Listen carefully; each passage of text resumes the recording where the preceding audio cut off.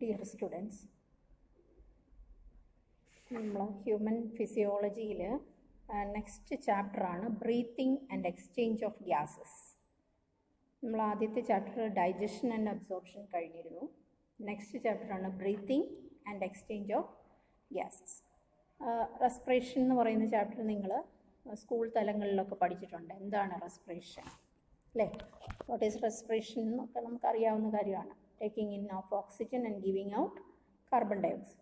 അതിനേക്കാട്ടിൽ കുറച്ച് നമുക്കറിയാം. ഈ നമുക്ക് ബ്രീത്തിങ് അല്ലേ റെസ്പിറേഷൻ എന്ന് പറയുന്ന ചാപ്റ്ററിൽ നമ്മൾ സ്കൂൾ ലെവലിൽ റെസ്പിറേഷൻ എന്താണെന്നും റെസ്പിറേറ്ററി സിസ്റ്റം എന്താണെന്നും അതിൻ്റെ എങ്ങനെയാണ് നമ്മൾ ഓക്സിജൻ ഉള്ളിലേക്ക് എടുക്കുന്നത്, കാർബൺ ഡയോക്സൈഡ് പുറത്തേക്ക് കളയുന്നത്, എന്തിനാണ് ഓക്സിജൻ എന്നുള്ള കാര്യങ്ങളൊക്കെ നമ്മൾ പഠിച്ചിട്ടുണ്ട് അല്ലേ? അപ്പോൾ ഇനി നമ്മളിവിടെ പറയാനുള്ളത് എന്താണ് ബ്രീത്തിങ് എന്നുള്ള കാര്യം നമുക്ക് കുറച്ചുകൂടി വിശദമായിട്ട് പഠിക്കാനുണ്ട്. നമുക്ക് സിസ്റ്റം ഉൾപ്പെടെ നമുക്ക് കുറച്ച് കാര്യങ്ങൾ കൂടി പഠിക്കാനുണ്ട്. അപ്പോൾ എന്താണ് ബ്രീത്തിങ് എന്ന് പറഞ്ഞാൽ the process of exchange of oxygen from the atmosphere with the carbon dioxide produced by the cell is called the respiration or breathing. അപ്പോൾ എന്താണ് ബ്രീത്തിങ് എന്ന് പറഞ്ഞാൽ the process of exchange of oxygen from the atmosphere, അന്തരീക്ഷത്തിൽ നിന്ന് oxygen ഉള്ളിലേക്ക് എടുക്കുന്നു അല്ലേ, with the carbon dioxide produced by the cell. എന്നിട്ട് കാർബൺ ഡയോക്സൈഡ് നമ്മൾ അതിന് പകരം പുറത്തേക്ക് കളയുന്നു. അതിനെയാണ് നമ്മൾ റെസ്പിറേഷൻ അല്ലെങ്കിൽ ബ്രീത്തിങ് എന്ന് സിമ്പിളായിട്ട് പറയുന്നത് അല്ലേ. ഓക്സിജൻ എടുക്കുകയും അതിന് പകരം കാർബൺ ഡയോക്സൈഡ് പുറത്തേക്ക് വിടുന്ന പ്രോസസ്സിനെയാണ് നമ്മൾ ബ്രീത്തിങ് എന്ന് പറയുന്നത്. ഇനി നമുക്ക് പഠിക്കാനുള്ളത് കുറേ ജീവികളുടെ ഒരു ഇൻട്രൊഡക്ഷൻ എന്ന രീതിയിൽ കുറച്ച് ഓർഗാനിസത്തിൻ്റെ റെസ്പിറേറ്ററി ഓർഗൻസിനെ കുറിച്ച് പറയുന്നുണ്ട് അല്ലേ. അപ്പോൾ ലോവറായിട്ടുള്ള നമ്മൾ പഠിച്ചിട്ടുള്ള പോറിഫേഴ്സ്, സിലിൻഡ്രേറ്റ്സ്, ഫ്ലാറ്റ് വേംസ് ഇങ്ങനെയുള്ള ജീവികളിലൊക്കെ നമ്മൾ എന്തൊക്കെയാണ് അവരുടെ റെസ്പിറേറ്ററി ഓർഗൻസ് എന്നൊക്കെ നമ്മൾ പഠിച്ചിട്ടുണ്ട്. എന്നാലും ഒന്നുകൂടെ ജസ്റ്റ് നമുക്ക് പറയാം. The lower invertebrates like sponges, cylindrids, flatworms, etc. exchange oxygen with carbon dioxide by simple diffusion over their entire body surface. നമുക്കറിയാം ഡിഫ്യൂഷൻ വഴിയാണ്. അവർക്ക് പ്രത്യേകിച്ച് റെസ്പിറേറ്ററി ഓർഗൻസ് ഒന്നും തന്നെ ഇല്ല. അപ്പോൾ ഡയറക്റ്റായിട്ട് ഡിഫ്യൂഷൻ എന്ന പ്രോസസ്സ് വഴിയാണ്. ഡിഫ്യൂഷൻ നമുക്കറിയാം അല്ലേ, കോൺസെൻട്രേഷൻ കൂടിയ ഭാഗത്തു നിന്ന് കുറഞ്ഞ ഭാഗത്തേക്ക് പോവുക. അപ്പോൾ അങ്ങനെ ഡിഫ്യൂഷൻ വഴിയാണ് ലോവർ ഇൻവെർട്ടിബ്രേറ്റ്സിലെല്ലാം തന്നെ റെസ്പിറേഷൻ നടക്കുന്നത്. നമ്മൾ കുറച്ചുകൂടെ മുതിർന്ന ജീവികളിൽ അപ്പം നമ്മൾ നെക്സ്റ്റ് ഫൈലങ്ങളിലേക്ക് നോക്കുമ്പോൾ അല്ലേ, അത് എർത്തുവമൊക്കെ വരുന്ന ഫൈലമാണ് അനിലിഡ്സ് അല്ലേ. അനിലിഡായിൽ എത്തുമ്പോൾ നമ്മൾ പറഞ്ഞു പ്രത്യേകിച്ച് അവർക്കും റെസ്പിറേറ്ററി ഓർഗൻസ് ഒന്നും ഇല്ല, പക്ഷേ അവരുടെ സ്കിന്ന് എപ്പോഴും മോയിസ്റ്റ് ആയിരിക്കും. അവർക്കൊരു മോയിസ്റ്റ് സ്കിന്നുണ്ട്. ആ സ്കിന്നെ നമ്മൾ ക്യൂട്ടിക്കിൾ എന്ന് പറയും. അപ്പോൾ ഒരു മോയിസ്റ്റ് സ്കിന്ന് വഴിയാണ് ഡിഫ്യൂഷൻ നടക്കുന്നത്. അതിനെ സ്കിന്ന് വഴിയുള്ള റെസ്പിറേഷനെയാണ് നമ്മൾ ക്യൂട്ടേനിയസ് റെസ്പിറേഷൻ എന്ന് പറയുന്നത്. പിന്നെ നമ്മൾ പഠിച്ചിട്ടുള്ള ആർത്രോപോഡ്സിലാണ് ട്രക്കിയൽ ട്യൂബ്യൂൾസ് ഉള്ളത്. Network of tubes to transport atmospheric air within the body. നമ്മൾ ട്രക്കിയൽ ട്യൂബ്യൂളിനെ കുറിച്ച് പറഞ്ഞിട്ടുണ്ട്. കോക്രോച്ചിൻ്റെ 2 സൈഡിലായിട്ട് സ്പൈറാക്കിൾസ് എന്ന് പറയുന്ന ഓപ്പണിങ്സ് ഉണ്ട്. ആ സ്പൈറാക്കിൾസിനുള്ളിലേക്ക് കുറേ ബ്രാഞ്ചഡ് ട്യൂബ്യൂൾസ്, ആ ട്യൂബ്യൂൾസിനെയാണ് നമ്മൾ ട്രക്കിയൽ ട്യൂബ്യൂളുകൾ എന്ന് പറയുന്നത്. അപ്പോൾ ആ ട്രക്കിയൽ ട്യൂബ്യൂൾസ് വഴിയാണ് എയർ ഉള്ളിലേക്ക് കയറുകയും അത് നമ്മൾ പഠിച്ചിട്ടുണ്ട്. ഈ ട്രക്കിയൽ ട്യൂബ്യൂൾസ് അവരുടെ ബോഡിയിലെ ബ്ലഡിൻ്റെ അകത്ത് സബ്മേർജ് ചെയ്ത് കിടക്കാം അല്ലേ. അപ്പോൾ ഇവിടുന്ന് നിന്ന് ആ ബോഡി ഫ്ലൂയിഡിൻ്റെ അകത്തേക്ക് ഡയറക്റ്റ്ലി ഡിഫ്യൂഷനാണ് നടക്കുന്നത്. ഓക്സിജൻ അങ്ങോട്ട് പോവുകയും ബ്ലഡിൻ്റെ അകത്തുള്ള അവരുടെ ഓപ്പൺ സർക്കുലേറ്ററി സിസ്റ്റം ആണെന്ന് നമുക്കറിയാം അല്ലേ. ബ്ലഡ് ഇങ്ങനെ കെട്ടിക്കിടക്കുന്നത്. അപ്പോൾ അതിലേക്കാണ് ഈ ട്രക്കിയൽ ട്യൂബ്യൂൾസ് സബ്മേർജ് ചെയ്ത് കിടക്കുന്നത്, മുങ്ങി കിടക്കുന്നത്. അപ്പോൾ അതിൽ വെച്ച് അങ്ങോട്ടും ഇങ്ങോട്ടും ഗേഷ്യസ് എക്സ്ചേഞ്ച് നടക്കും. പിന്നെ വേറെ കുറേ ജീവികൾ എന്ന് പറയുന്നത് നമ്മൾ അക്വാട്ടിക് ആർത്രോപോഡ്സ്, മൊളസ്കൻസ് ഇവരിലൊക്കെ നോക്കുമ്പോൾ അല്ലേ. മൊളസ്കൻസ് നമ്മൾ ഫ്രഷ് വാട്ടർ മസൽ എന്നുള്ള ജീവികളെ കുറിച്ചൊക്കെ പഠിച്ചിട്ടുണ്ട് അല്ലേ. തോടുള്ള ജീവികൾ അവരിലൊക്കെ ആണെങ്കിൽ ഗിൽസ് ആണ് റെസ്പിറേറ്ററി ഓർഗൻ. പിന്നെ നമ്മൾ ടെറസ്ട്രിയൽ ആനിമൽസ് നോക്കിക്കഴിയുമ്പോൾ ടെറസ്ട്രിയൽ ആർത്രോപോഡ്സ് കരയിലുള്ള ആർത്രോപോഡുകൾ, മൊളസ്കൻസ് അതായത് ഈ സോഫ്റ്റ് ബോഡീഡ് ആനിമൽസ് ആയിട്ടുള്ള നമ്മുടെ ഒച്ച് അങ്ങനെയുള്ള ജീവികളിലൊക്കെ ആണെങ്കിൽ അവർക്ക് ലങ്സ് ആണ് റെസ്പിറേറ്ററി ഓർഗനായിട്ട് ഉള്ളത്. ഇനി ഫിഷസ്, നമ്മൾ കുറച്ചുകൂടെ വെർട്ടിബ്രേറ്റിൻ്റെ കേസിലെത്തുമ്പോഴത്തെ ഫിഷസിലൊക്കെ നമുക്കറിയാം അവർക്ക് ഗിൽസ് ഉണ്ട് അല്ലേ. അതുപോലെ ആംഫീബിയൻസിൽ വരുമ്പോഴും നമ്മൾ ഫ്രോഗിൻ്റെ കാര്യമൊക്കെ അറിയാം. ഫ്രോഗ് ഒരു ആംഫീബിയൻ എന്ന് വിളിക്കാൻ കാരണം അവർക്ക് കരയിലും വെള്ളത്തിലും ആംഫീബിയസ് മോഡ് ഓഫ് ലൈഫാണ് അല്ലേ. കരയിലും വെള്ളത്തിലും ജീവിക്കാൻ പറ്റും. പക്ഷേ ഇവർക്ക് കരയിൽ ജീവിക്കാനാണെങ്കിൽ ലങ്സ് ഉണ്ട്. അതേസമയം വെള്ളത്തിൽ ജീവിക്കുമ്പോൾ ഇവർക്ക് ഗിൽസ് ഇല്ല. പകരം അവരുടെ റെസ്പിറേഷൻ നടക്കുന്നത് ഇതിൽ കൂടിയാണ്, ത്രൂ സ്കിൻ. അപ്പോൾ സ്കിന്നും, അതായത് ക്യൂട്ടേനിയസ് റെസ്പിറേഷനും ലങ് വഴിയുള്ള റെസ്പിറേഷൻ, ലങ്സ് വഴിയുള്ള റെസ്പിറേഷനെയാണ് നമ്മൾ പൾമനറി റെസ്പിറേഷൻ എന്ന് പറയുന്നത്. അപ്പോൾ പൾമനറി റെസ്പിറേഷനും അവിടെ നടക്കുന്നുണ്ട് ആംഫീബിയൻസിൻ്റെ കേസ്. ഇനി നമ്മൾ പറയുമ്പോൾ റെപ്റ്റൈൽസ്, ബേർഡ്സ്, മാമൽസ് അല്ലേ. റെപ്റ്റൈൽസിലും ബേർഡ്സിലും മാമൽസിലും എല്ലാം എന്താണോ ഉള്ളത്, അവർക്ക് ആകെ ഉള്ളത് ലങ്സ് മാത്രമേ ഉള്ളൂ. അവർ ടെറസ്ട്രിയൽ ആനിമൽസ് ആയതുകൊണ്ട് ലങ്സ് ആണ് അവർക്ക് റെസ്പിറേറ്ററി ഓർഗൻ. അപ്പോൾ നമ്മളിവിടെ വിവിധ തരത്തിലുള്ള ജീവജാലങ്ങളിലുള്ള റെസ്പിറേറ്ററി ഓർഗൻസിനെ കുറിച്ചായിരുന്നു പഠിച്ചത്. ഇനി നമ്മൾ ഹ്യൂമൻ ഫിസിയോളജിയാണ് പഠിച്ചുകൊണ്ടിരിക്കുന്നത്. അപ്പോൾ ഹ്യൂമൻ ഫിസിയോളജിയിൽ മനുഷ്യൻ്റെ റെസ്പിറേറ്ററി സിസ്റ്റവും റെസ്പിറേഷനും ഒക്കെയാണ് നമുക്ക് ഡീറ്റെയിൽ ആയിട്ട് പഠിക്കാനുള്ളത്. അപ്പോൾ നമുക്ക് എന്തൊക്കെയാണ് ഹ്യൂമൻ റെസ്പിറേറ്ററി സിസ്റ്റത്തിനെ കുറിച്ച് നമ്മൾ ഡീറ്റെയിൽഡ് ആയിട്ട് നമുക്ക് പഠിക്കാനുണ്ട്. ഹ്യൂമൻ റെസ്പിറേറ്ററി സിസ്റ്റം, ഇവിടെ നമ്മൾ പഠിക്കുന്നത് ഹ്യൂമൻ റെസ്പിറേറ്ററി സിസ്റ്റത്തിനെ കുറിച്ച് നമ്മൾ ചെറിയ ക്ലാസ്സിൽ തൊട്ട് തന്നെ പഠിക്കുന്നതാണ്. എന്താണ് human respiratory system? It consist of A pair of lungs എന്നൊക്കെ ഉള്ള കാര്യം നമുക്കറിയാം അല്ലേ. അപ്പോൾ നമുക്കറിയാം നമ്മൾ എയർ എടുക്കുന്നത് നോസ്ട്രിൽസ് അല്ലേ, മൂക്ക് വഴിയാണ്. അത് ത്രോട്ട് വഴി താഴേക്ക് ട്രക്കിയ വഴി പോവുകയും ലങ്സിൽ എത്തിച്ചേരുകയും ചെയ്യും അല്ലേ. അപ്പോൾ ഇതിൻ്റെ പാർട്സൊക്കെ നമ്മൾ പഠിച്ചിട്ടുണ്ടെങ്കിലും ഒന്നുകൂടെ ഒന്ന് നമുക്ക് വിശദീകരിക്കാം. അപ്പം human respiratory system consist of an external nostrils അല്ലേ. മൂക്കിൻ്റെ ഓപ്പണിങ്ങിനെയാണ് നമ്മൾ എക്സ്റ്റേണൽ നോസ്ട്രിൽസ് എന്ന് പറയുന്നത്. നോസ്ട്രിൽസിന് ശേഷം മൂക്കിൻ്റെ അകത്തെ ക്യാവിറ്റിക്കാണ് നമ്മൾ നെയ്സൽ ക്യാവിറ്റി എന്ന് പറയുന്നത്. നെയ്സൽ ക്യാവിറ്റി കഴിഞ്ഞിട്ട് വരുന്ന ഫാരിങ്സ് റീജൻ അല്ലേ. നമ്മൾ ഫാരിങ്സ് നേരത്തെ പഠിച്ചതാണ്, ഡൈജസ്റ്റീവ് സിസ്റ്റത്തിൽ പഠിച്ചതാണ്. Pharynx is A common passage of food and air അല്ലേ. ഇവിടെ തൊണ്ട ഭാഗത്ത് ഫുഡും അതുപോലെ തന്നെ എയറും വന്നു ചേരുന്ന ഒരു കോമൺ റീജിയനാണ് നമ്മൾ ഫാരിങ്സ്. അപ്പം മൂക്കിൻ്റെ നൈസൽ ക്യാവിറ്റി വന്ന് ഓപ്പൺ ചെയ്യുന്ന ഫാരിങ്കൽ റീജിയനെ നമ്മൾ നൈസോ ഫാരിങ്സ് എന്നാണ് പറയുന്നത്. ആ നൈസോ ഫാരിങ്സ് കഴിഞ്ഞ് തൊട്ട് താഴെയുള്ള റീജിയനെയാണ് നമ്മൾ ലാരിങ്സ് എന്ന് പറയുന്നത്. Larynx which open into trachea. Trachea കഴിഞ്ഞിട്ട് ട്രക്കിയ നമ്മൾ പഠിച്ചിട്ടുണ്ട്, ഡിവൈഡ് ഇൻ ടു ബ്രോങ്കൈ അല്ലേ.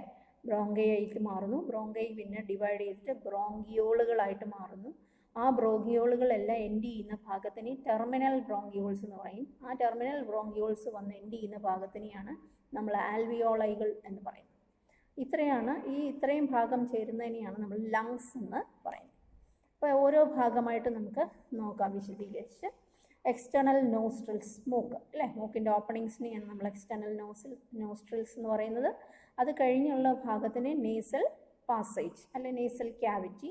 അത് മൂക്കിൻ്റെ അകത്തെ ആ ക്യാവിറ്റിക്കാണ് നമ്മൾ നേസൽ ക്യാവിറ്റി അല്ലെ നേസൽ ചേംബർ എന്ന് പറയുന്നത്. The nasal chamber open into the nasopharynx. ഇതാണ് നേസോ ഫാരിങ്സ്. മൂക്ക് വന്ന് തുറന്ന് എൻഡ് ചെയ്യുന്ന ഭാഗമാണ് nasopharynx, which is a portion of pharynx, the common passage for food and air. ഇപ്പോൾ വായിൽ നിന്നുള്ള ഫുഡ് വരുന്ന റീജിയനും അതുപോലെ മൂക്കിൽ നിന്ന് എയർ വരുന്ന ഒരു കോമൺ റീജിയനെയാണ് നമ്മൾ ഫാരിങ്സ് എന്ന് പറയുന്നത്. ഇനി larynx is a cartilaginous box which help in the sound production and hence called sound box അല്ലേ. ഫാരിങ്സ് കഴിഞ്ഞിട്ട് നെക്സ്റ്റ് റീജിയനാണ് നമ്മൾ ലാരിങ്സ് എന്ന് പറയുന്ന ഒരു ഭാഗമുണ്ട്. ഈ ലാരിങ്സ് എന്ന് പറയുന്ന ഭാഗം നമ്മൾ കേട്ടിട്ടുള്ളതാണ് സൗണ്ട് ബോക്സ് അല്ലെങ്കിൽ വോക്കൽ ബോക്സ് അല്ലെങ്കിൽ നമ്മുടെ സൗണ്ട് പ്രൊഡ്യൂസ് ചെയ്യുന്ന റീജിയനാണ് ഈ ലാരിങ്സ് എന്ന് പറയുന്നത്. ഈ ഭാഗത്ത് ഇത് നിർമ്മിച്ചിരിക്കുന്ന ഒരു കാർട്ടിലേജിനസ് ബോക്സാണ്. ആ ബോക്സ് വഴിയാണ് ഈ എയർ നമ്മൾ ഉള്ളിലേക്ക് എടുക്കുമ്പോൾ ഈ ബോക്സിനുള്ളിൽ നമ്മൾ പഠിച്ചിട്ടുണ്ട്, ഈ സൗണ്ട് ബോക്സിനുള്ളിൽ കുറേ നൂല് പോലുള്ള സ്ട്രക്ചേഴ്സ് ഉണ്ട്. ആ നൂല് പോലുള്ള സ്ട്രക്ചേഴ്സിൻ്റെ വൈബ്രേഷൻ കൊണ്ടാണ് നമുക്ക് സൗണ്ട് പ്രൊഡ്യൂസ് ചെയ്യാൻ പറ്റുന്നത്. വോക്കൽ കോഡുകൾ എന്നാണ് നമ്മളതിനെ പറയുന്നത്. Vocal cords. Code means thread like structures. അപ്പോൾ ലാരിങ്സ് മനസ്സിലായല്ലോ. Larynx is A sound box എന്ന് പറയും. നെക്സ്റ്റ് ഭാഗമാണ് ഗ്ലോട്ടിസ് ആൻഡ് എപ്പിഗ്ലോട്ടിസ്. അപ്പോൾ ഈ ലാരിങ്സ് കഴിഞ്ഞിട്ട് നമ്മുടെ ശ്വാസനാളത്തിലേക്ക് ഓപ്പൺ ചെയ്യുന്ന ഓപ്പണിങ്ങിന് പറയുന്ന പേരാണ് the opening of larynx is called as glottis. ഇത് വന്ന് തുറക്കുന്ന ഓപ്പണിങ്ങിനെ നമ്മൾ ഗ്ലോട്ടിസ് എന്ന് പറയും. ഈ ഗ്ലോട്ടിസ് എപ്പോഴും തുറന്നിരിക്കുകയാണ് അല്ലേ. അപ്പോൾ നമ്മൾ ഈ ഫുഡ് വായിൽ കൂടെ വരുമ്പോഴും ഇതിവിടെ എത്തും. നമ്മുടെ എയറും വരുന്നത് ഇങ്ങോട്ടാണ്. അപ്പോൾ നമ്മൾ ശ്വാസം എടുക്കുന്ന കൂട്ടത്തിൽ നമ്മൾ വായിൽ കൂടെ ഫുഡ് ഇറക്കുന്ന സമയത്ത് നമ്മൾ ചിരിക്കുകയൊക്കെ ചെയ്യുമ്പോൾ ഈ ഫുഡ് എന്ത് ചെയ്യും, സൗണ്ട് ഉണ്ടാക്കുകയൊക്കെ ചെയ്യുമ്പോൾ ഈ ഫുഡ് വായിൽ നിന്ന് ഈ ശ്വാസനാളത്തിലേക്ക് കയറാം അല്ലേ. അപ്പോൾ അത് വരാതിരിക്കാൻ വേണ്ടി ഇതിൻ്റെ പുറത്തായിട്ട്, അതായത് നമ്മൾ ആഹാരം വിഴുങ്ങുന്ന സമയത്ത് ഈ ലാരിങ്സിൻ്റെ ഓപ്പണിങ്ങിനെ ക്ലോസ് ചെയ്യത്തക്ക രീതിയിൽ ഒരു ലിഡുണ്ട്. ആ ലിഡിൻ്റെ പേരാണ്, ലിഡ് അല്ലെങ്കിൽ ഒരു അടപ്പ്, ആ അടപ്പിൻ്റെ പേരാണ് എപ്പിഗ്ലോട്ടിസ് പറയും. ഇതാ നോക്കി, opening of larynx is called glottis and the large leaf-like cartilaginous lid guards the opening of the larynx അല്ലെങ്കിൽ glottis called epiglottis. അപ്പോൾ നമ്മളിത് ആഹാരം വിഴുങ്ങുന്ന സമയത്താണ് സാധാരണ കേസിൽ ഇത് വന്ന് എന്ത് ചെയ്യുന്നത്, ഗ്ലോട്ടിസിനെ അടച്ചു വെക്കും. അപ്പോൾ നമ്മൾ ആഹാരം വിഴുങ്ങുന്ന സമയത്ത് ഈ ഫുഡ് ഇതിലേ വന്ന് പുറയിലുള്ള ഈസോഫാഗസിൽ കൂടി അങ്ങ് പൊക്കോളും. അല്ല നമ്മൾ ഒച്ച വെച്ചുകൊണ്ടിരിക്കുമ്പോൾ, ഒച്ച വെക്കുമ്പോൾ നമ്മൾ ഉള്ളിൽ നിന്ന് എയർ എടുക്കുകയാണ് അല്ലേ, ഉള്ളിൽ നിന്ന് എയർ എടുത്താണ് നമ്മൾ സൗണ്ട് പ്രൊഡ്യൂസ് ചെയ്യുന്നത്. അപ്പോൾ ആ എയർ എടുത്ത് ഇങ്ങനെ സൗണ്ട് പ്രൊഡ്യൂസ് ചെയ്യുമ്പോൾ ഈ ഗ്ലോട്ടിസ് തുറക്കുകയും എപ്പിഗ്ലോട്ടിസും തുറന്നിരിക്കുമ്പോൾ ഫുഡ് നേരെ ഇതിലേക്ക് വന്ന് വീഴാനുള്ള സാധ്യത കൂടുതലാണ്. അതുകൊണ്ടാണ് നമ്മൾ ആഹാരം കഴിക്കുന്ന സമയത്ത് ഒച്ച വെക്കരുതെന്നും ചിരിക്കരുതെന്നും ഒക്കെ പറയുന്നത്, പ്രത്യേകിച്ച് നമ്മൾ വിഴുങ്ങുന്ന സമയത്ത്. മനസ്സിലായി കാണുമല്ലോ. Epiglottis prevent the entry of food into the ലാരിങ്സിലേക്ക് ഫുഡ് എൻ്റർ ചെയ്യാതിരിക്കാൻ വേണ്ടി സഹായിക്കുന്നത് എപ്പിഗ്ലോട്ടിസ് ആണ്. ചിലപ്പോൾ ഇത് 1 മാർക്ക് ക്വസ്റ്റ്യൻ ആയിട്ടൊക്കെ ചോദിക്കാവുന്നതാണ് ഈ എപ്പിഗ്ലോട്ടിസിൻ്റെ ഫങ്ഷൻ. നെക്സ്റ്റ് റീജൻ ലാരിങ്സ് കഴിഞ്ഞിട്ടുള്ള താഴോട്ടുള്ള ഒരു ഡക്റ്റാണ്. It is called as trachea. Trachea is a straight tube extending up to the mid thoracic cavity which divides at a level of 5th thoracic vertebrae into a right and left primary bronchi. നോക്കിയേ, ഇവിടെ ഒരു 10-12 inch നീളമുള്ള ഒരു ട്യൂബാണ് ഈ trachea എന്ന് പറയുന്നത്. ഈ trachea താഴേക്ക് വന്നിട്ട് ഇത് രണ്ടായിട്ട് ബൈഫർക്കേറ്റ് ചെയ്യും, അല്ലെങ്കിൽ രണ്ടായിട്ട് ഡിവൈഡ് ചെയ്യും. അങ്ങനെ ഡിവൈഡ് ചെയ്തിട്ട് എന്താകുന്നു, ഇതിന് ഈ ഡിവിഷൻ പിന്നീട് പല ഡിവിഷൻസ് ആയിട്ട് മാറും. ആദ്യം ഇത് റൈറ്റ് ബ്രോങ്കയായിട്ടും ലെഫ്റ്റ് ബ്രോങ്കയായിട്ടും മാറും. അപ്പം മനസ്സിലായി കാണുമല്ലോ. Larynx lead to a tube called as trachea. Trachea again divide into 2 bronchi എന്ന് പറയുന്നത് പ്ലൂറലാണ്. റൈറ്റ് സൈഡിലുള്ള ബ്രോങ്കയും ലെഫ്റ്റ് സൈഡിലുള്ള ബ്രോങ്കയും ആയിട്ട് മാറും. ഒരെണ്ണത്തിന് നമ്മൾ ബ്രോങ്കസ് എന്ന് പറയും. ഈ ബ്രോങ്കസ് വീണ്ടും ഡിവൈഡ് ചെയ്ത് പ്രൈമറി, സെക്കൻഡറി, ടെർഷറി എന്ന രീതിയിൽ ഡിവൈഡ് ചെയ്ത് പോകും. അതാണ് ഈ കാണിച്ചിരിക്കുന്നത് അല്ലേ. അപ്പോൾ ബ്രോങ്കൈകൾ പ്രൈമറി ബ്രോങ്കൈകൾ വീണ്ടും ഡിവൈഡ് ചെയ്ത് സെക്കൻഡറി ബ്രോങ്കയാവും. വീണ്ടും അത് കുഞ്ഞു കുഞ്ഞു ഡിവിഷൻ ആകുമ്പോൾ അതിനെ നമ്മൾ ടെർഷറി ബ്രോങ്കൈ എന്ന് പറയും. Each bronchi undergo repeated division to form secondary, tertiary bronchi and bronchioles. കണ്ടോ, ഇതിങ്ങനെ ഡിവൈഡ് ചെയ്ത് first primary bronchi, secondary bronchi, പിന്നെ ടെർഷറി ബ്രോങ്കസ് ആയിട്ട് മാറിയിട്ട് ലാസ്റ്റിൽ ഇത് പല കുഞ്ഞു കുഞ്ഞു ബ്രോങ്കിയോളുകളായിട്ട് മാറി ഇത് ലാസ്റ്റിൽ ഇതുപോലുള്ള കുഞ്ഞ് ഓരോ ചേമ്പേഴ്സിലേക്ക്, ഓരോ കുഞ്ഞ് തിൻ വോൾഡായിട്ടുള്ള കുഞ്ഞ് ബലൂൺ ലൈക്ക് സ്ട്രക്ചേഴ്സിൻ്റെ അകത്തേക്ക് ഓരോ ബ്രാഞ്ചും വന്ന് എൻഡ് ചെയ്യും. ആ കുഞ്ഞ് ബലൂൺ ലൈക്ക് സ്ട്രക്ചേഴ്സിനെ പറയുന്ന പേരാണ് ആൽവിയോളൈ എന്ന് പറയും. ആൽവിയോളൈനെ കുറിച്ച് നിങ്ങൾ കേട്ടിട്ടുണ്ടായിരിക്കും അല്ലേ. എയർ വന്ന് ലാസ്റ്റിൽ എൻഡ് ചെയ്യുന്നത് ആൽവിയോളയാണ്. ഈ ആൽവിയോളയിൽ വെച്ചാണ് ഗ്യാസ് എക്സ്ചേഞ്ച് നടക്കുന്നത്. നമ്മുടെ ഇതിൻ്റെ പുറത്തെല്ലാം ധാരാളം ബ്ലഡ് വെസൽസ് ഒക്കെ ഉണ്ട്, അതിലേക്ക് ഡിഫ്യൂഷൻ നടക്കാറുണ്ട്. അപ്പോൾ bronchioles ending up in A very thin terminal bronchioles ആയിട്ട് മാറും.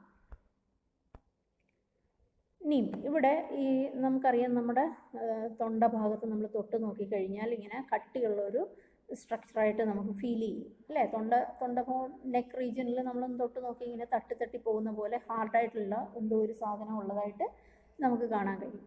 അപ്പോൾ അതിനെയാണ് നമ്മൾ ട്രക്കിയയുടെ ഭാഗത്തായിട്ട് കാർട്ടിലേജുകളുണ്ട്, കാർട്ടിലേജ് റിങ്. ഈ കാർട്ടിലേജ് റിങ്ങിൻ്റെ എന്തിനാ പ്രയോജനം എന്ന് ചോദിച്ചു കഴിഞ്ഞാൽ, ഈ ട്രക്കിയൽ ട്യൂബുകൾ ഇങ്ങനെ ഇരിക്കും. വെറുതെ ഈ കാർട്ടിലേജ് ഇല്ലാതിരുന്ന് കഴിഞ്ഞാൽ അതൊരു ഡക്റ്റായിട്ട് ഇരിക്കുകയാണ് അല്ലേ. അപ്പോൾ പെട്ടെന്നുള്ള സഡൻ ഇഞ്ചുറി, നമ്മുടെ കഴുത്തിന് എന്തെങ്കിലും സഡൻ ഇഞ്ചുറീസ് ഒക്കെ എന്തെങ്കിലും വന്നു കഴിഞ്ഞാൽ അത് നമ്മുടെ ട്രക്കിയെ എഫക്റ്റ് ചെയ്യും. അപ്പോൾ അതിന് വേണ്ടി പ്രൊട്ടക്ഷന് വേണ്ടി കുറച്ച് കാർട്ടിലേജ് റിങ്ങുകൾ ഇവിടെ കോർത്തിട്ടിട്ടുണ്ട്. ഈ കാർട്ടിലേജ് റിങ്ങുകളുടെ ഒരു പ്രത്യേകത എന്ന് പറഞ്ഞാൽ ഇത് ഫുള്ളായിട്ട് റിങ് ഷേപ്പ് അല്ല, മുന്നിൽ മാത്രമേ ഉള്ളൂ സി പോലെ ഉള്ള, പുറകിൽ കാർട്ടിലേജ് ഇല്ല.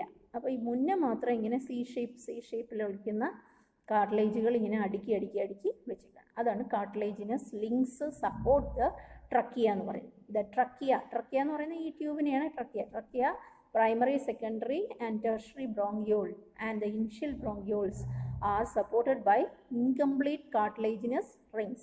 ഇത് ഇൻകംപ്ലീറ്റ് ആയിട്ട് കാർട്ടിലേജ് റിങ്ങുകൾ കൊണ്ട് ഇതിനെ പ്രൊട്ടക്റ്റ് ചെയ്ത് ഇവിടെ വരെ ലങ്സിൽ കയറുന്നിടം വരെ, ബ്രോങ്കൈ ലങ്സിനുള്ളിലേക്ക് എൻ്റർ ചെയ്യുന്നിടം വരെ എന്തുണ്ട്, കാർട്ടിലേജ് ഉണ്ട്. എന്തിനും ചോദിച്ചു കഴിഞ്ഞാൽ അത് പ്രൊട്ടക്ഷന് വേണ്ടി, സപ്പോർട്ടിന് വേണ്ടിയാണ്. ട്രക്കിയയിൽ എയർ വന്ന് കൊളാപ്സ് ചെയ്യാതിരിക്കാനും അതുപോലെ എക്സ്റ്റേണൽ ഇഞ്ചുറീസ് ഒന്നും ഉണ്ടാവാതിരിക്കാനും ഒക്കെ വേണ്ടിയാണ് ഈ കാർട്ടിലേജിനസ് റിങ്സ് ഇരിക്കുന്നത്. പിന്നെ നമ്മൾ പറഞ്ഞു ഈ ഓരോ ബ്രോങ്കിയോളുകളും എൻഡ് ചെയ്യുന്നത് ഓരോ ബബിൾ ലൈക്ക് സ്ട്രക്ചേഴ്സിനെയാണ് ആൽവിയോളൈ എന്ന് പറയും അല്ലേ. Each terminal bronchiole gives rise to a number of very thin irregular walled and vascularized bag like structures called as alveoli. Vascularized എന്ന് പറയാൻ കാരണം ഇതിൻ്റെ പുറത്ത് ധാരാളം ബ്ലഡ് വെസൽസ്, ആർട്ടറീസും വെയിൻസും ഒക്കെ ധാരാളം ഉണ്ട്. അപ്പോൾ അതുകൊണ്ടാണ് അതിനെ വാസ്കുലറൈസ്ഡ് എന്ന് പറയുന്നത്. അതിനെയാണ് ഗ്യാസ് എക്സ്ചേഞ്ച് ചെയ്യുന്ന ഈ റീജൻസിനെയാണ് നമ്മൾ എന്ത് വിളിക്കുന്നത്, ആൽവിയോളൈ എന്ന് പറയുന്നത്. ഇനി നമ്മൾ ലങ്സിൻ്റെ കാര്യം പറയുമ്പോൾ ഇത് ഇത്രയാണ് ഇതിനുള്ളിലായിട്ടിരിക്കുന്നത്. The branching network of bronchi, bronchioles and alveoli comprises the lungs. ഇതെല്ലാം കൂടി ചേർന്ന ഭാഗമാണ്. അതായത് ട്രക്കിയ ഇങ്ങോട്ട് വന്നിട്ട് ബ്രാഞ്ച് ചെയ്യുന്നു അല്ലേ, പ്രൈമറി, സെക്കൻഡറി, ടെർഷറി ബ്രോങ്കൈകളായിട്ട് മാറുന്നു. അത് ലാസ്റ്റിൽ എൻഡ് ചെയ്യുന്നത് ടെർമിനൽ ബ്രോങ്കൈ അല്ലെ ആൽവിയോളൈക്കകത്ത് എൻഡ് ചെയ്യുന്നു. ഇങ്ങനെ എൻഡ് ചെയ്യുന്നതിനെയാണ് നമ്മൾ എന്ത് വിളിക്കുന്നത്, ഇത് മൊത്തത്തിൽ പറയുന്നതാണ്, ഈ ഇത്രയും ഭാഗത്തിനെ പറയുന്നതാണ് ലങ്സ് എന്ന് പറയും. ഇനി ഈ ലങ്സ് എന്ന് പറയുന്ന സാധനം നമുക്കറിയാം, it is placed in the thoracic region on either side of the heart. നമുക്കറിയാം രണ്ട് ലങ്സ് ഉണ്ട് നമുക്ക്. ആ ലങ്സ് എവിടെയാണ് വെച്ചേക്കുന്നത്, ഹാർട്ടിൻ്റെ ഇരുവശങ്ങളിലായിട്ടാണ് വെച്ചേക്കുന്നത്. അതിനെ പ്രൊട്ടക്റ്റ് ചെയ്യാൻ നമുക്കറിയാം വാരി എല്ലുകളുണ്ട് അല്ലേ, അതാണ് ഇവിടെ ഇങ്ങനെ മുറിച്ച് കാണിച്ചിരിക്കുന്നത്. വാരി എല്ലുകൾ നമുക്കുണ്ട്. ഈ വാരി എല്ലുകൾ ആണ് ഈ ലങ്സിനെ പ്രൊട്ടക്റ്റ് ചെയ്യുന്നത്. അത് കൂടാതെ തന്നെ ലങ്സിന് എന്തുണ്ട്, ഒരു ഡബിൾ ലെയേർഡ് മെംബ്രെയിൻ ഉണ്ട്. ഈ ലങ്സിനെ പ്രൊട്ടക്റ്റ് ചെയ്യാൻ വേണ്ടി ഒരു ഡബിൾ ലെയർ, ഇത് ഔട്ടർ ലെയറും ഇത് ഇന്നർ ലെയറുമാണ് കാണിച്ചിരിക്കുന്നത്. രണ്ട് ലെയേഴ്സ് ഉണ്ട്. ഈ ലെയറിനെ നമ്മൾ വിളിക്കുന്ന പേര് എന്തൊക്കെയാണ്, parietal pleura and visceral pleura എന്ന് പറയും. ഏറ്റവും വെളിയിലത്തുള്ളതിനെ പെറൈറ്റൽ പ്ലൂറ എന്നും വിസറൽ പ്ലൂറ എന്നും നമ്മൾ പറയും. അങ്ങനെ രണ്ട് പ്ലൂറൽ മെംബ്രെയിൻസ് ആണ് ലങ്സിനെ പ്രൊട്ടക്റ്റ് ചെയ്യുന്നത്. ഇനി ഈ രണ്ട് ലങ്സ് ലെയറിൻ്റെ ഉള്ളിലായിട്ട് ഒരു പ്ലൂറൽ ഫ്ലൂയിഡ് കൂടി ഉണ്ട്. അതായത് ഫ്രിക്ഷൻസ് അവോയ്ഡ് ചെയ്യാൻ വേണ്ടി അല്ലെങ്കിൽ എന്തെങ്കിലും ഷോക്കൊന്നും ഒക്കെ ഉണ്ടാവാതിരിക്കാൻ വേണ്ടി ഈ രണ്ട് പാളികളുടെ ഇടയിൽ ഒരു ദ്രാവകവും ഫിൽ ചെയ്തിരിപ്പുണ്ട്. അതാണ് പ്ലൂറ എന്ന് പറയുന്നത്. Two lungs which are covered by double layered pleura with pleural fluid between them. It reduces the friction of lung surface. Lung സർഫസിനെ ഫ്രിക്ഷനിൽ നിന്നൊക്കെ റെഡ്യൂസ് ചെയ്യാൻ സഹായിക്കും.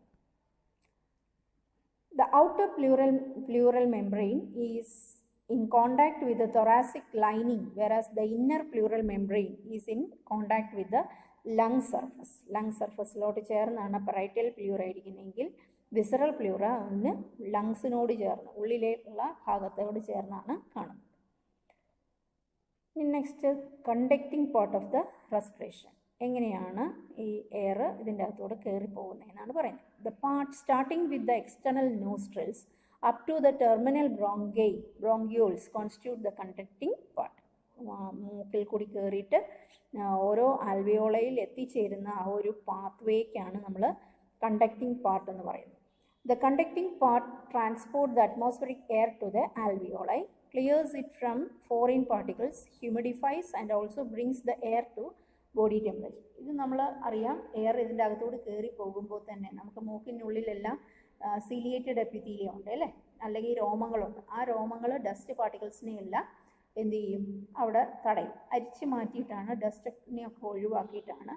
It also ഹ്യൂമിഡിഫൈസ്. ഇതിനുള്ളിൽ ഈർപ്പം എപ്പോഴും ഉണ്ട് അല്ലേ, ഈ കയറുന്ന എയറിനെ ഹ്യൂമിഡിഫൈ ചെയ്യും എന്ന് പറഞ്ഞാൽ ഈർപ്പത്തോടു കൂടിയാണ് ഉള്ളിലേക്ക് നമ്മൾ കടത്തിവിടുന്നത്. അപ്പോൾ അങ്ങനെ ലങ്സിനുള്ളിൽ എത്തിച്ചേരുന്ന എയർ എന്തിന് സെയിം ആയിരിക്കും, നമ്മുടെ ബോഡി ടെമ്പറേച്ചറിന് സെയിം ആയിട്ടുള്ള എയർ ആക്കിയിട്ടാണ് ലങ്സിലേക്ക് നമ്മുടെ ഈ എയർ പാസേജസ് കടത്തിവിടുന്നത്.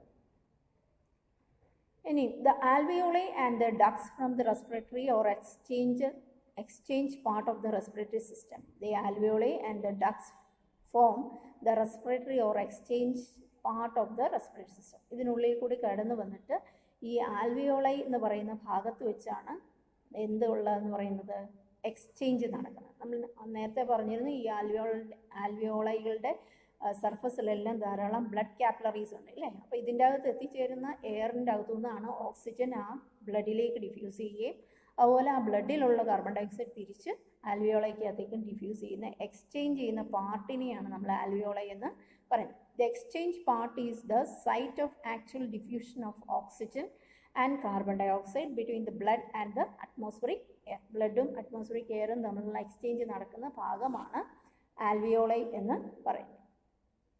ഇനി the lungs is situated in the thoracic chamber which is anatomically an airtight chamber. നമ്മൾ ഓൾറെഡി പറഞ്ഞാണ് ലങ്സ് എവിടെയാണ് വെച്ചിരിക്കുന്നത്, തൊറാസിക് റീജിയനിലാണ് വെച്ചിരിക്കുന്നത്, എയർ ടൈറ്റ് ആയിട്ടാണ് വെച്ചിരിക്കുന്നത്. അത് ഒത്തിരി അങ്ങ് വികസിക്കാനൊന്നും പറ്റത്തില്ല അല്ലേ. അതിനനുസരിച്ച് അതിൻ്റെ ആവശ്യത്തിനനുസരിച്ച് നമുക്ക് എത്രത്തോളം റെസ്പയർ ചെയ്യണം എന്നുള്ളതിനനുസരിച്ചാണ് ഈ ചേംബർ ഒരുക്കി വെച്ചിരിക്കുന്നത്.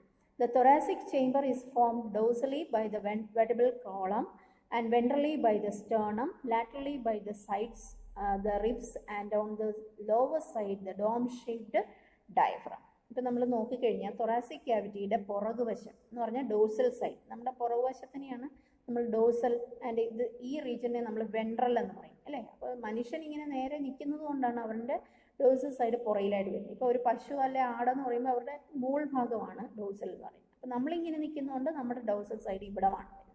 അപ്പോൾ ഈ ഭാഗത്ത് നമ്മുടെ തൊറാസിക് ക്യാവിറ്റിയെ പ്രൊട്ടക്റ്റ് ചെയ്യാൻ വേണ്ടി അല്ലെ തൊറാസിക് ക്യാവിറ്റി ഫോം ചെയ്തിരിക്കുന്നത് നമ്മുടെ നട്ടല് പുറയിലുണ്ട് അല്ലേ. നട്ടല് കഴിഞ്ഞിട്ട് ഫ്രണ്ട് റീജിയനിൽ വെൻട്രൽ ഭാഗത്താണെങ്കിൽ നമുക്കറിയാം സ്റ്റേർണം നെഞ്ചലുണ്ട്, പിന്നെ സൈഡിലാണെങ്കിൽ ഇങ്ങനെ റിബ്സ് ഉണ്ട് അല്ലേ. അപ്പോൾ മൊത്തത്തിൽ ഇതൊരു കൂടാരം പോലാണ് ഇരിക്കുന്നത്. പുറകിൽ വെർട്ടിബ്രൽ കോളം, മുന്നിൽ സ്റ്റേർണം, സൈഡിലെല്ലാം റിബ്സും ഉണ്ട്. റിബ്സ് അറിയാലോ എന്താണ് റിബ്സ് എന്ന് പറയുന്നത്, വാരിയെല്ലുകൾ.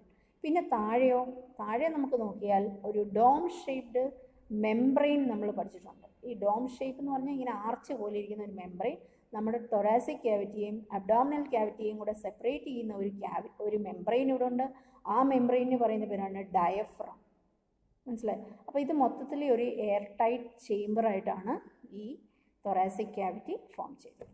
The thoracic chamber is formed dorsally by the vertebral column, ventrally by the sternum, laterally by the ribs, and on the lower side by the dome-shaped diaphragm. Dome-shaped diaphragm അതിൻ്റെ lower side അങ്ങനെയാണ് thoracic cavity form ചെയ്തിരിക്കുന്നത്.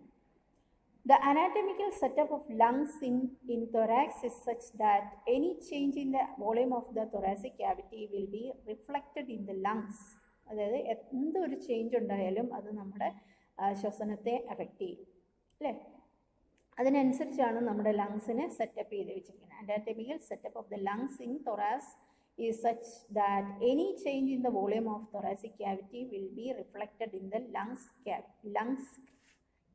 Lung ക്യാവിറ്റിക്ക് നമ്മൾ വ്യത്യാസം അനുഭവപ്പെടും. എന്തെങ്കിലും ഒരു വ്യത്യാസം ഉണ്ടായാൽ അത് നമ്മുടെ ലങ്സിനെ അത് എഫക്റ്റ് ചെയ്യുകയും ചെയ്യും. Such an arrangement is essential for breathing. ഒരു പ്രത്യേക സെറ്റപ്പിൽ വെച്ചേക്കുന്നത് കൊണ്ടാണ് അത് നമ്മുടെ ശ്വസനത്തിന് ആവശ്യമായിട്ടുള്ള ഒരു കാര്യമാണ്. As we cannot directly alter the pulmonary volume. അപ്പം നമ്മൾ ഈ ഭാഗം കുറച്ചുകൂടെ വലുതായതുകൊണ്ടൊന്നും നമ്മുടെ റെസ്പിറേഷനിലെ വ്യത്യാസമൊന്നും വരാം. അപ്പോൾ അതുകൊണ്ട് എല്ലാവരിലും ഈ ഒരു ഓരോരുത്തരുടെയും ബോഡി നേച്ചർ അനുസരിച്ച് ഈ തൊറാസിക് ക്യാവിറ്റിയുടെ സെറ്റപ്പ് ക്രമീകരിച്ച് വെച്ചേക്കുവാണ്. അപ്പോൾ അങ്ങനെ ക്രമീകരിച്ച് വെച്ചാലേ നമ്മുടെ ലങ്സ് നല്ല രീതിയിൽ പ്രവർത്തിക്കത്തുള്ളൂ, റെസ്പിറേഷൻ നല്ല രീതിയിൽ നടക്കാൻ പറ്റും. Such an arrangement is essential for breathing as we cannot directly alter the pulmonary volume. The breathing or pulmonary ventilation by which the atmospheric air is drawn in and carbon dioxide rich alveolar air is released out. Breathing എന്ന് പറയുന്നത് എന്താണ്, അതിൽ നമ്മൾ atmospheric എയറിനെ ഉള്ളിലേക്ക് എടുക്കുകയും ഡ്രോണിൻ എന്ന് പറഞ്ഞാൽ ഉള്ളിലേക്ക് എടുക്കുകയും and carbon dioxide rich alveolar air is released out. Alveolar air ഇതാണ് ആൽവിയോളസ്. ആൽവിയോളസിന് ചുറ്റിനുള്ള ബ്ലഡ് വെസൽസ് ആണ് ഈ കാണിച്ചിരിക്കുന്നത്. അപ്പോൾ എയർ ഉള്ളിലേക്ക് എടുക്കുകയും അതുപോലെ കാർബൺ ഡയോക്സൈഡിനെ നമ്മൾ ആൽവിയോളാർ എയറിൽ നിന്ന് പുറന്തള്ളുകയും ചെയ്യുന്ന പ്രോസസ്സ്. അല്ലേ? അതെല്ലാം നടക്കുക. അകത്തോട്ട് എടുക്കുകയും പുറത്തേക്ക് കളയുകയും ഒക്കെ ചെയ്യുന്നത് എന്തുവഴിയാണ്? Through diffusion. Diffusion of gases and across alveolar membrane. അപ്പോൾ നമുക്കിവിടെ നമ്മൾ പറഞ്ഞു വന്നത്, നമ്മൾ ഈ ചാപ്റ്ററിൽ ഈ സ്റ്റെപ്സാണ് പറഞ്ഞത്. Respiration involves following steps. അപ്പോൾ ആദ്യം പറഞ്ഞ എന്താണ്? കാർബൺ ഡൈ ഓക്സൈഡ് എടുക്കുകയും ഓക്സിജൻ എടുക്കുകയും കാർബൺ ഡൈ ഓക്സൈഡ് പുറത്ത് വിടുകയും ചെയ്യുന്ന കാര്യമാണ്, അല്ലേ? അപ്പോൾ ആ പ്രോസസ്സിനെ നമുക്ക് പഠിക്കണം. അതുപോലെ തന്നെ നെക്സ്റ്റ് ഭാഗം ആൽവിയോളസിൻ്റെ അകത്ത് വെച്ചുള്ള gas exchange, diffusion of gases. Carbon ഡൈ ഓക്സൈഡും ഓക്സിജനും ആൽവിയോളർ എയറിൽ കൂടെ ഡിഫ്യൂസ് ചെയ്യുന്നു. പിന്നെ മൂന്നാമത് പറയുന്നത്, ഈ ഡിഫ്യൂസ് ചെയ്ത എയർ അല്ലെങ്കിൽ ഓക്സിജൻ ട്രാൻസ്പോർട്ട് ചെയ്യണം. Transport of gases by the blood. നമുക്കറിയാലോ, ലങ്സിൽ എത്തിച്ചേരുന്ന എയറിനെ ശരീരത്തിൻ്റെ എല്ലാ ഭാഗത്തും എത്തിച്ചു കൊടുക്കുന്ന ജോലി ആരാണ് ചെയ്യുന്നത്? ബ്ലഡാണ്, അല്ലേ?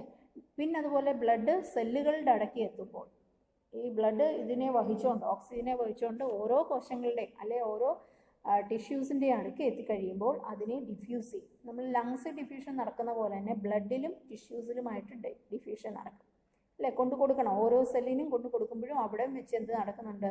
ഡിഫ്യൂഷൻ നടക്കും. പിന്നെ utilisation of oxygen by cell for catabolic reaction and resultant release of carbon dioxide. അത് കഴിയുമ്പോൾ സെല്ലുകൾ ഓക്സിജൻ യൂട്ടിലൈസ് ചെയ്യുകയും നമ്മുടെ ജീവൽ പ്രവർത്തനങ്ങളെയെല്ലാം അത് കാറ്റബോളൈസ് ചെയ്യുകയും കാറ്റബോളിറ്റിക് റിയാക്ഷനുകൾ നടത്തുകയും അതുവഴി നമ്മുടെ സെല്ലുകളിലെല്ലാം പലതരം മെറ്റബോളിക് റിയാക്ഷൻ നടക്കുകയും ധാരാളം കാർബൺ ഡൈ ഓക്സൈഡ് അവിടെ നിന്ന് പ്രൊഡ്യൂസ് ചെയ്യുകയും ചെയ്യും. അപ്പോൾ അങ്ങനെ ഒരു സ്റ്റെപ്പാണ് റെസ്പിറേഷനിൽ നമുക്ക് പഠിക്കാനുള്ളത്. അപ്പോൾ ഇതിൻ്റെ അകത്ത് സ്റ്റെപ്സ് ഒന്നുകൂടി നമുക്ക് പറയാം. അതായത് ഫസ്റ്റ് ബ്രീത്തിങ് എന്ന് പറയുന്ന പ്രോസസ്സ്, എങ്ങനെയാണ് നമ്മൾ എയർ എടുക്കുകയും പുറത്ത് കളയുകയും ചെയ്യുന്നത്. അത് കഴിഞ്ഞിട്ട് ആൽവിയോളസിൻ്റെ അകത്ത് വെച്ച് എങ്ങനെയാണ് ഗ്യാസ് എക്സ്ചേഞ്ച് നടക്കുന്നത്.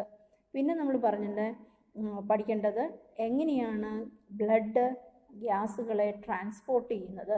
അത് കഴിഞ്ഞ് ബ്ലഡും ടിഷ്യൂസും തമ്മിലുള്ള ഡിഫ്യൂഷൻ എങ്ങനെയാണ് നടക്കുന്നത്. പിന്നെ ലാസ്റ്റിൽ സെല്ലുകൾ ഈ ഓക്സിജൻ എടുത്താൽ അവ എങ്ങനെയാണ് യൂട്ടിലൈസ് ചെയ്യുന്നത്. അങ്ങനെ യൂട്ടിലൈസ് ചെയ്തിട്ട് resultant release of carbon dye oxide.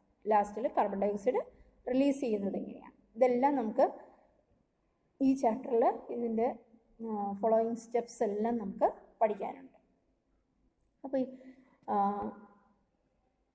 ഇത്രയാണ് നമ്മൾ ഫസ്റ്റ് വീഡിയോയിൽ നമ്മൾ പറയുന്നത്. അപ്പോൾ ഇതിൽ നമ്മൾക്ക് പരീക്ഷയ്ക്ക് ചോദിക്കുന്നതെന്ന് പറയുന്നത്, ഇപ്പം ഇതിൻ്റെ അകത്ത് പ്രത്യേകിച്ച് അടുത്ത് ക്വസ്റ്റ്യൻ ചോദിക്കാനൊന്നും ഒന്നുമില്ല, കാരണം നമ്മളിതെല്ലാം സ്കൂൾ ലെവലിലെ പഠിച്ചിട്ടുള്ള കാര്യങ്ങളാണ്. അപ്പോൾ ജസ്റ്റ് ഒന്ന് വായിച്ച് ഇതിൻ്റെ നോട്ട്സും പ്രിപ്പയർ ചെയ്ത് വെക്കുക.